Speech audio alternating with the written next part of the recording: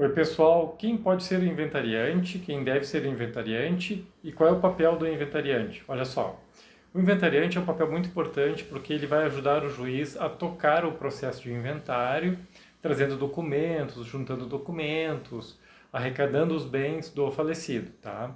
Mas há uma ordem, tá? Que ela é exclusiva e ela é excludente, ou seja, se a primeira pessoa da ordem de nomeação de inventariante não puder ser, o juiz passa para a segunda. Tá? Então, quem podem ser os inventariantes?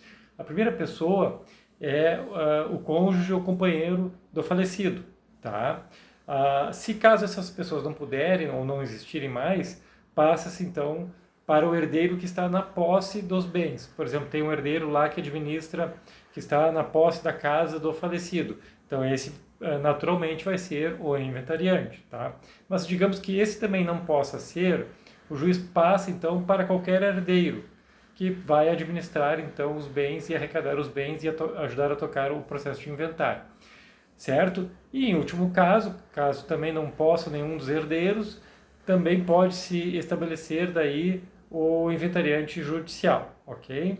Esse também pode ser, aí ele é nomeado pelo juiz e também ele recebe uma remuneração lá no final do inventário, certo? Pago pelo espólio, certo? Então, quais são os papéis do inventariante, tá? Os papéis são muito importantes, porque o inventariante ele vai ajudar a tocar o processo, ele tem que arrecadar os bens, ou seja, ele tem que nomear os bens e mostrar para o juiz, através de uma lista, através de uma relação, onde estão esses bens. Se o falecido tinha casa na praia, apartamentos, imóveis, aluguéis que recebia, qualquer créditos, qualquer bens, direitos que esse falecido tinha, tem que ser relacionados dentro do processo de inventário, sob pena do inventariante pagar por ocultação desses bens. Então é necessário ele relacionar todos os bens, todos os direitos, todos os créditos que o falecido possuía, certo? Ao mesmo tempo, ele vai relacionar todas as dívidas do falecido, o que ele devia, o que estava sendo cobrado, processos, enfim, todas as dívidas referentes ao falecido, certo? Para que isso possa se processar dentro do inventário, ok? Então, as atribuições do inventariante são arrecadar esses bens, ajudar o juiz, depois prestar contas ao final lá do inventário, do que ele arrecadou, por exemplo, se ele recebia aluguéis de um imóvel que o falecido tinha. Ele tem que pegar esses aluguéis, depositar em juízo, ou mostrar onde estão esses aluguéis, onde estão depositados, ou o que ele fez com o dinheiro, digamos que ele usou para administrar os próprios bens do falecido. Isso é importante, pagar empregados, pagar conservação dos bens. Isso é importante, ele pode fazer isso. Então, o inventariante é necessário que ele faça essa relação, certo? Outra questão que ele tem que fazer é representar o falecido em juízo. Por exemplo, o falecido tinha ações, tá? Cobrando devedores. Por exemplo, estava cobrando indenizações, cobranças, valores. Então, ele tem que continuar através do inventariante, que vai representar o falecido dentro do processo. Na verdade, ele vai representar o espólio, tá? Porque o espólio vai substituir o falecido. Ao mesmo tempo, se ele sofrer ações, se o falecido sofrer ações que estarão cobrando do falecido, ações que estão tentando tirar dinheiro do falecido, ações diversas, né? Ele vai representar o espólio nessas ações, porque uma vez falecido, quem vai substituir, a pessoa que irá substituir o falecido é a pessoa jurídica do espólio, certo? Então, temos essas atribuições do inventariante, tá?